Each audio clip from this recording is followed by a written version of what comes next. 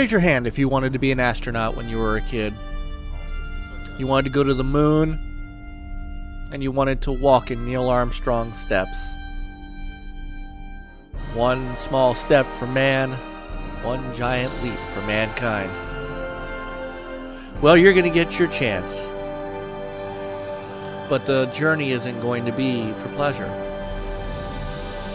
Welcome to Deliver Us the Moon by Kyokin Interactive and Wired Productions. In this game, you are headed to the moon to save Earth. Quite literally. Now stop me if you've heard that story before. The fate of humanity, the fate of the world rests on your shoulders. Well, in this game, it's quite literal. And I'm going to give you a few minutes as to why this became one of my favorite games of 2020.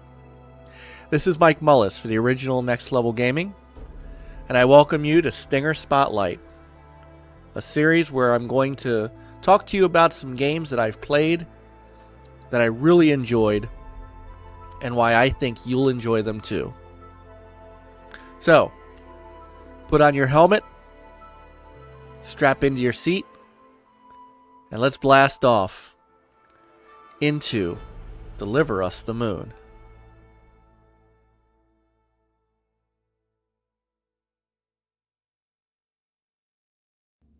The story is right out of a Kubrick movie.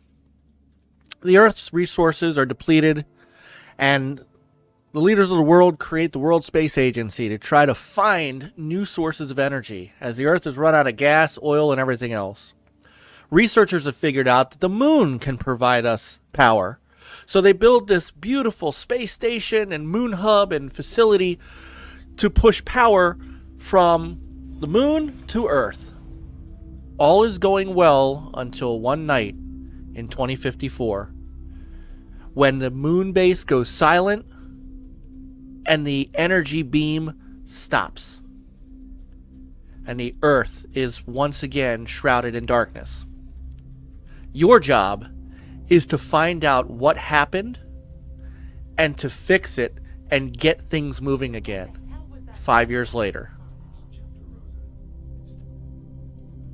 The game is broken up into 5 distinct areas, and you have to make your way through all of them to get to the end in order to restart the MPT, which shoots the energy from the moon to Earth. Along the way, you are going to find all kinds of puzzles that you need to solve and all kinds of different story elements that are going to pop out at you. And this is the beauty of the game. There's no talking.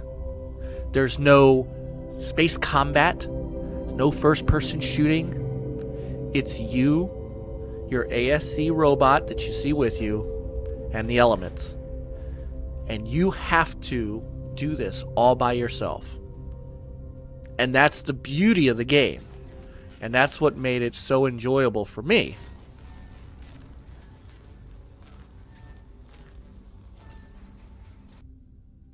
Now, I mentioned an ASC robot unit. This actually is more than just a little companion that goes around with you. It actually serves some function. And in the game, you're going to need it to turn things on, to go into places where you can't go, to open doors, open new areas, to light power. And you have full control over it, as you can see. So right now, I'm controlling it. It's a wonderful little mechanic that helps you to get through the base. And there's going to be places in this game where it's going to be necessary for you to even survive in order to get through the game, that you need the help of your ASC unit. And it's really cool. As you can see here, he just opened up the door to a facility room, and there is a little story icon that you need to see. You know, the beauty of the puzzles is in how well thought out they are. Not everything is right out in front of you, and sometimes you need to really look amongst your environment to find the things that you need to do in order to get past a certain area. And some of those areas are pretty large to traverse. So it's not like you just have to flip switch A, pop, button B. There are many times when the puzzle requires minutes, if not more, of you moving around and going from place to place and bringing these, for example, power cells from one place to another to get one part of a station working, and then bring that thing back to get the part that you needed to get through working. It's really cool how some of these puzzles come together, and it really does make you think. Some of the attention to detail in the atmosphere is really impressive, and Kyoken Interactive really gives you a sense of what it's like to take off in a rocket, head to the moon. As you can see the sun coming across Earth, just as a breathtaking view. And then once you're on the moon, it's amazing the detail. And not only are you on the moon, you're on the moon. So in certain circumstances, you have to actually be on the surface, either in a Range Rover like this, or sometimes even on foot. As you can see, the lighting and the shadowing is absolutely gorgeous and makes you feel like you're really there. And by the way, that also comes with its own other ambience, and that's the danger. See, once you step out of that rover, remember there's no oxygen on the moon. And your oxygen tank in your suit only has enough to last a couple of minutes. So while you're traversing around and walking around the moon's surface, as well as other places, you need to be mindful of the time, because that can be your worst enemy. And in a game like this, you can die. This is not like one of those story games where you just go through the motions. You really need to watch out. Electricity, oxygen, robots can all kill you. So while there isn't a space combat element to the game, that doesn't mean that there isn't any danger. And that just adds to the gameplay value.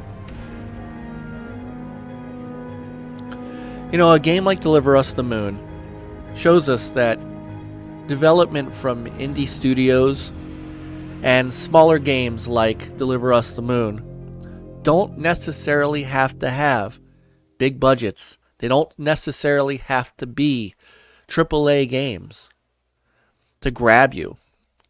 Deliver Us the Moon grabbed me. From the minute that I first started playing it to the very, very end, when I was riveted to get all of the story, to make sure that I unlocked everything so that I understood what I was playing. And I gotta tell you, Kyoken Interactive, and again, I hope that I'm pronouncing their name correctly, really hit a home run with this game. And I really hope that you get a chance to play it. And I hope that you get a chance to play it the way I did.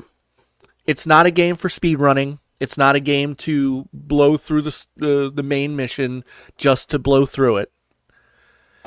There aren't a lot of side quests, but you do have to stop and look around and see things and unravel the story of how the moon base got to where it was and what happened with the blackout. And I guarantee you, if you pay it off to the end, it'll pay it back to you. And I'm not spoiling anything here. They did leave the door cracked open just a little for a sequel. And I hope that Kyoken is actually thinking about continuing this, because it really is worth moving on with and worth going more into what happened in this game. So this is my few minutes of Deliver Us the Moon. I hope that you've enjoyed it. And I hope that you'll check out some of our other content on the original Next Level Gaming. If you like this video, then please hit that subscribe button, hit the notification bell, and we'll let you know when new content is coming up. We have our NLG show, our video game podcast, which runs Thursday nights at 9 p.m. with myself, Peter Hutink, and Chris Williams. We celebrate the world of games every week. We also have a Twitch channel in which we are beginning to ramp up our streaming on at twitch.tv /OG_NL Gaming. And we'll let you know when things are popping up there, because you can also follow us on Twitter at OG_NL Gaming. So again, this is Mike Mullis from the original Next Level Gaming, and we thank you for checking out Deliver Us the Moon. And as I always say, play on, gamers.